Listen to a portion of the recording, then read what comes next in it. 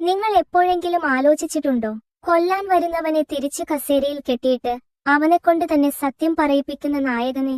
അതും വെറും അടിയും ഇടിയും കൊണ്ടല്ല, സൈക്കോളജിക്കൽ ടോർച്ചർ കൊണ്ട്.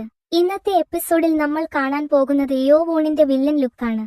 രാത്രിയിൽ അവനെ കൊല്ലാൻ വന്ന അക്രമിയെ നാനോ ഷോക്കടിപ്പിച്ച് വീഴ്ത്തിയപ്പോൾ നമ്മൾ വിചാരിച്ചു കളി കഴിഞ്ഞു എന്ന്. പക്ഷേ കളി തുടങ്ങുന്നതേയുള്ളൂ. ബോധം വരുമ്പോൾ ആ അക്രമി കാണുന്നത് തന്റെ ജീവിതത്തിലെ ഏറ്റവും വലിയ പേടിസ്വപ്നമാണ്. യോ വോൺ അവനെ വെറുതെ വിടാൻ ഉദ്ദേശിച്ചിട്ടില്ല. മാത്രമല്ല, ആ പാവത്തിന്റെ തലമുടിക്ക് എന്ത് സംഭവിച്ചു എന്ന് കാണുമ്പോൾ നിങ്ങൾക്ക് ചിരി നിർത്താൻ പറ്റില്ല. യോ വോൺ ഒരു രാക്ഷസനായി മാറുന്ന കാഴ്ച കാണാൻ റെഡിയാണോ? എങ്കിൽ വാ, നമുക്ക് വീഡിയോയിലേക്ക് കടക്കാം. Hello friends, welcome to our channel. Nano machine series കത്തിക്കയറുകയാണ്. കഴിഞ്ഞ എപ്പിസോഡിൽ യോ വോണിന്റെ ദേഹത്ത് തൊട്ട് അക്രമി ഷോക്കടിച്ച് തെറിച്ചു വീഴുന്നത് നമ്മൾ കണ്ടു. ഇപ്പോൾ അവന് പതിയെ ബോധം വരികയാണ്. കണ്ണ് തുറക്കുമ്പോൾ ചുറ്റും കൂരിരുട്ടാണ്. കൈകാലുകൾ അനക്കാൻ നോക്കിയപ്പോൾ അവന് മനസ്സിലായി, അവൻ കസേരയിൽ വരിഞ്ഞു മുറുക്കി കെട്ടിയിരിക്കുകയാണെന്ന്. എന്റെ ദൈവമേ, ഇതെവിടെയാണ്? ഞാൻ എപ്പോഴാണ് ബോധം കെട്ടത്? അവൻ പേടിയോടെ വിറച്ചു. അപ്പോഴാണ് ഇരുട്ടിൽ നിന്ന് ഒരു ശബ്ദം കേൾക്കുന്നത്. യോ വോൺ. അവൻ ഒരു കസേരയിൽ കാൽമേൽ കാൽ കയറ്റി വെച്ച് രാജാവിനെ പോലെ ഇരിക്കുകയാണ്. പരിക്കേറ്റു കിടക്കുകയാണെന്ന് കരുതിയവൻ ഇതാ ഒരു കുഴപ്പവുമില്ലാതെ മുന്നിൽ. യോ വോൺ അവനെ നോക്കി ഒരു വല്ലാത്ത ചിരിയോടെ ചോദിച്ചു, എഴുന്നേറ്റോടാ. മൊട്ടത്തലയാ? ഇത് കേട്ടതും അവൻ ഞെട്ടി. മൊട്ടത്തലയെന്നോ? ഇവൻ ആരെയാ വിളിക്കുന്നത്?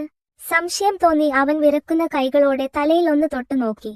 അയ്യോ, എന്റെ തലമുടി എവിടെ?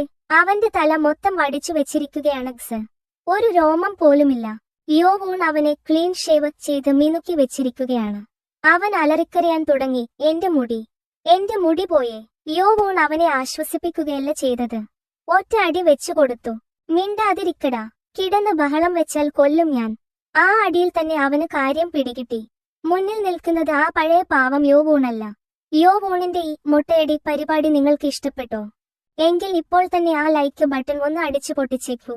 ഇന്നത്തെ നമ്മുടെ ടാർഗറ്റ് 40 ലൈക്കുകളാണ്. നാനോ ഫാൻസിന് അത് നിസ്സാരമല്ലേ? പിന്നെ ഇതുവരെ സബ്സ്ക്രൈബ് ചെയ്യാത്തവർ ഉണ്ടെങ്കിൽ ഒന്ന് സബ്സ്ക്രൈബ് ചെയ്ത് ആ ബെൽ ഐക്കൺ കൂടി അമർത്തണേ. എങ്കിലേ അടുത്ത എപ്പിസോഡ് വരുമ്പോൾ നോട്ടിഫിക്കേഷൻ കിട്ടൂ. അപ്പോ ബാക്കി നോക്കാം. യോ വോൺ ചോദ്യം ചെയ്യാൻ തുടങ്ങി. സത്യം പറഞ്ഞോ, ആരാണ് നിന്നെ ഇങ്ങോട്ട് അയച്ചത്? പക്ഷെ ആ അക്രമി അത്ര പെട്ടെന്ന് വിട്ടുകൊടുക്കാൻ തയ്യാറായിരുന്നില്ല. അവൻ ഒരു കടുങ്കൈ പ്രയോഗിച്ചു. അവൻ പറഞ്ഞു, എടാ, നിനക്ക് അക്കാദമിയിലെ നിയമം അറിയില്ലേ? ഔദ്യോഗികമായ ട്രെയിനിങ് സമയത്തോ അല്ലാതെ വിദ്യാർത്ഥികൾ തമ്മിൽ ഉപദ്രവിക്കാൻ പാടില്ല. നീ എന്നെ തൊട്ടാൽ നിന്നെ അക്കാദമിയിൽ നിന്ന് പുറത്താക്കും. അതുകൊണ്ട് മര്യാദയ്ക്ക് എന്നെ അഴിച്ചു വിടുന്നതാണ് നിനക്ക് നല്ലത്. നോക്കണേ, കൊല്ലാൻ വന്നവൻ ഇപ്പോൾ നിയമം പഠിപ്പിക്കുന്നു. പക്ഷേ യോ വോൺ ഒന്ന് ചിരിച്ചു. ആ ചിരിയിൽ എല്ലാമുണ്ടായിരുന്നു. നിയമമൊക്കെ കൊള്ളാം, പക്ഷേ ഈ മുറിക്കുള്ളിൽ നമ്മൾ 2 പേർ മാത്രമേയുള്ളൂ. ഞാൻ നിന്നെ എന്ത് ചെയ്താലും പുറത്ത് ആരും അറിയാൻ പോകുന്നില്ല. അതും പറഞ്ഞ് യോ വോൺ എഴുന്നേറ്റ് ഇൻഫർമറിയിലെ മേശപ്പുറത്ത് പരതാൻ തുടങ്ങി. പെട്ടെന്ന് അവന്റെ കയ്യിൽ ഒരു സാധനം തടഞ്ഞു. അതൊരു വലിയ അക്യുപഞ്ചർ സൂചി ആയിരുന്നു. നല്ല നീളമുള്ള തിളങ്ങുന്ന സൂചി. യോ വോൺ അത് കയ്യിൽ പിടിച്ച് പതുക്കെ അവന്റെ അടുത്തേക്ക് നടന്നു. എന്റെ വീട്ടിൽ ഇങ്ങനത്തെ സാധനങ്ങളൊന്നുമില്ല. ഇത് വെച്ച് എന്ത് ചെയ്യാൻ പറ്റുമെന്ന് നമുക്കൊന്ന് നോക്കാം. ആ മൊട്ടത്തലേന്റെ കണ്ണ് തള്ളിപ്പോയി. നീ എന്താ ചെയ്യാൻ പോകുന്നത്? അത് മാറ്റിവെക്ക്. യോ വോൺ അവന്റെ കൈ പിടിച്ചു. എന്നിട്ട് ആ സൂചി വിരലുകൾക്കിടയിലൂടെ കേറ്റാൻ തുടങ്ങി. ഇതൊരു വല്ലാത്ത ടോർച്ചറാണ് സർ. സത്യത്തിൽ അവൻ കുത്തുന്നില്ല, പക്ഷെ ആ പേടി മതി ആളെ കൊല്ലാൻ. ഇവിടെയാണ് ആ അക്രമി ഒരു കാര്യം തിരിച്ചറിയുന്നത്. യോ വോണിന്റെ പിടുത്തത്തിന് ഭയങ്കര ശക്തിയാണ്.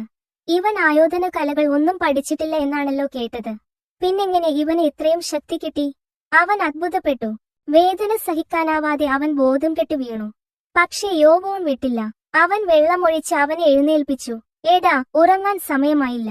കാര്യം പറഞ്ഞിട്ട് ഉറങ്ങിയാൽ മതി. വീണ്ടും ടോർച്ചർ. വീണ്ടും അവൻ ബോധം കെടുന്നു. വീണ്ടും എഴുന്നേൽപ്പിക്കുന്നു. 2 വട്ടം ബോധം കെട്ടുണർന്നപ്പോഴേക്കും അവന് മനസ്സിലായി, ഇവന്റെ കയ്യിൽ നിന്ന് രക്ഷപ്പെടാൻ സത്യം പറയുകയേ വഴിയുള്ളൂ എന്ന്. അല്ലെങ്കിൽ ഇവൻ തന്നെ പച്ചയ്ക്ക് തിന്നും. അവസാനം അവൻ കരഞ്ഞുകൊണ്ട് പറഞ്ഞു, മതി, ദയവു ചെയ്ത് നിർത്ത്, ഞാൻ എല്ലാം പറയാം. യോ വോൺ ചിരിച്ചുകൊണ്ട് ചോദിച്ചു, ആദ്യമേ ഇത് പറഞ്ഞിരുന്നെങ്കിൽ ഈ കഷ്ടപ്പാട് ഒഴിവാക്കാമായിരുന്നില്ലേ? പറ, ആരാണ് നിന്നെ വിട്ടത്? മുഖിയമല്ലേ? യോ വോൺ ആ പേര് പറഞ്ഞതും അവൻ ഞെട്ടിപ്പോയി. എങ്ങനെ? നിനക്ക് എങ്ങനെ അറിയാം അത് മുഖിയമാണെന്ന്? യോ വോൺ കൂളായി മറുപടി പറഞ്ഞു, എന്റെ പ്രൊഫസർ എല്ലാ ദിവസവും എന്നെ കാണാൻ വരുന്നുണ്ട്. ക്ലാസ്സിൽ നടക്കുന്ന എല്ലാ കാര്യങ്ങളും എനിക്കറിയാം. നിന്റെ ഗ്രൂപ്പ് ലീഡർ മുഖിയം എന്നെ പുറത്താക്കാൻ കാത്തിരിക്കുകയാണെന്നും എനിക്കറിയാം. ഇവിടെ വെച്ചാണ് ആ അക്രമിയുടെ പേര് നമ്മൾ അറിയുന്നത്. ഹിയോബോങ്, അതാണ് അവന്റെ പേര്. ഹിയോബോങ് ആകെ തകർന്നുപോയി. അവൻ വിചാരിച്ചത് യോവൂൺ ഒന്നും അറിയാത്ത ഒരു മണ്ടനാണെന്നാണ്. പക്ഷേ യോവൂൺ എല്ലാം അറിഞ്ഞുകൊണ്ടാണ് കളിക്കുന്നത്. ഹിയോബോങ് മനസ്സിൽ പറയുന്നുണ്ട്, ഇവൻ വെറുമൊരു കുട്ടിയല്ല, ഇവൻ ഒരു രാക്ഷസനാണ്. പുറമെ പാവമായി അഭിനയിക്കുന്നുണ്ടെങ്കിലും ഉള്ളിൽ ഇവൻ ഭയങ്കര അപകടകാരിയാണ്. മുഖിയം ഇവനെ ശത്രുവായി കണ്ടത് വലിയ അബദ്ധമായി പോയി. അങ്ങനെ ഹിയോബോങ് യോവൂണിന്റെ ആദ്യത്തെ ഇരയായി മാറിയിരിക്കുകയാണ്. വിവരങ്ങൾ എല്ലാം കിട്ടി. യോവൂൺ അവനോട് പറഞ്ഞു, വിവരങ്ങൾ തന്നതിന് നന്ദി. ഇനി നീ ഇവിടെ കിടന്നുറങ്ങിക്കോ. ഇപ്പോൾ യോവൂണിന് കൃത്യമായി അറിയാം ആരാണ് ശത്രു എന്ന്. ഇൻഫർമറിയിൽ നിന്ന് പുറത്തിറങ്ങുമ്പോൾ യോവൂണിന്റെ ലക്ഷ്യമൊന്ന് മാത്രമാണ്, മുഖിയം. പക്ഷേ മുഖിയം നിസ്സാരക്കാരനല്ല.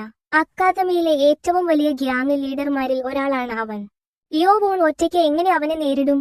അടുത്ത എപ്പിസോഡിൽ അക്കാദമി ഞെട്ടാൻ പോവുകയാണ്. മുഖിയമിന് യോവൂൺ കൊടുക്കുന്ന മറുപടി എന്തായിരിക്കും? അതറിയാൻ അടുത്ത വീഡിയോ വരെ കാത്തിരിക്കണം. നിങ്ങൾക്ക് എന്ത് തോന്നുന്നു? യോവൂൺ മുഖിയമിനെ നേരിട്ട് ആക്രമിക്കുമോ, അതോ വേറെ എന്തെങ്കിലും തന്ത്രം പ്രയോഗിക്കുമോ? നിങ്ങളുടെ ഊഹങ്ങൾ താഴെ കമന്റ് ചെയ്യൂ. ഇഷ്ടപ്പെട്ടാൽ ലൈക്ക് ചെയ്യാൻ മറക്കല്ലേ. അപ്പോ അടുത്ത എപ്പിസോഡുമായി കാണാം.